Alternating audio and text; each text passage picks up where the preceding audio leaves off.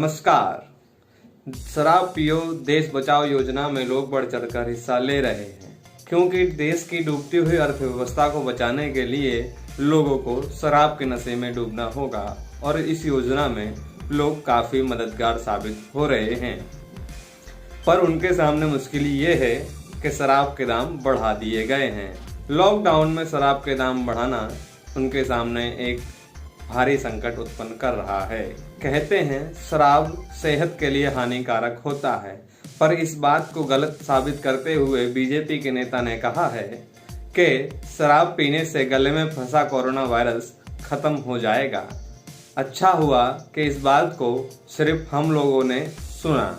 अगर अमेरिका के Donald Trump ने सुना होता तो शायद उनका रिएक्शन ये होता। एकदम इन्होंने वक्त बदल दिया, जज्बात बदल दिए, जिंदगी बदल दी। मारो मुझे, मारो मुझे, मारो। नहीं, ये मजाक हो रहा है। एक सेकंड यार, मजाक हो रहा है। बात करूं डोनाल्ड ट्रंप की, तो डोनाल्ड ट्रंप से मैं कहना चाहूंगा कि अगर भारत देश में शराब की कमी पड़ जाए, बोतलें खत्म हो, तो हमारे देश में शराब भेज देना।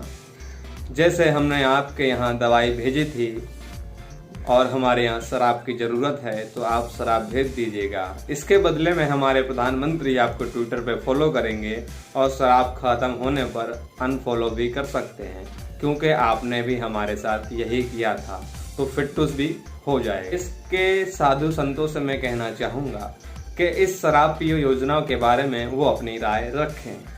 वो कहते हैं कि शराब पीना हानिकारक है, पर अर्थव्यवस्था को बचाने में शराब पीना लाभकारी काम साबित हो रहा है। जो भी लोग अपने आप को देशभक्त कहते हैं, उनसे मैं गुजारिश करूंगा, शराब अगर वो नहीं पीते हैं तो शराब को खरीदकर गरीब लोगों में बांट दी जाए, ताकि आप देशभक्ति का प्रमाण इस प्रकार भी दे सकें। और लोग फूलों की वर्षा भी कर रहे हैं।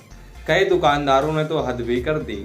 शराब की दुकान खोलने से पहले उन्होंने नारियल भी फोड़ा। अच्छा ये होता कि एक बोतल दुकान के बाहर भी फोड़ देते।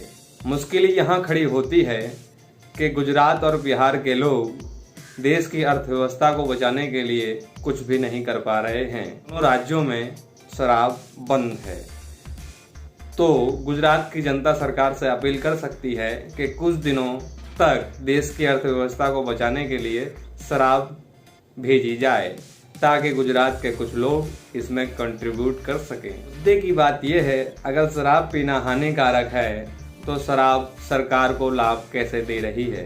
शराब पीने से जो लोग बीमार होंगे उनकी स्वास्थ्य की जिम्मेदारी कौन लेगा? और जो लाइन में लग रहे हैं, अगर उन्हें कोरोना हुआ तो इस बात की जिम्मेदारी कौन लेगा? जमातियों को कोरोना हुआ तो इस बात की सारी जिम्मेदारी जमातियों के ऊपर ढा दी गई।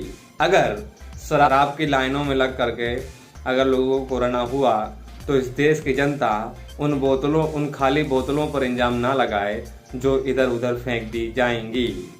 शराब की बोतलों का कोई कसूर नहीं है, क्योंकि शराब की बोतल तो बेचारी कचरे में फेंक दी जाती है, उनका कोई महत्व नहीं रह जाता है। वीडियो अच्छा लगा हो तो लाइक शेयर भी कर देना और सब्सक्राइब करके हमारा उत्साह भी बढ़ा सकते हैं। घंटी बजाएंगे तो अगला वीडियो भी आपको मिल जाएगा। धन्यवाद।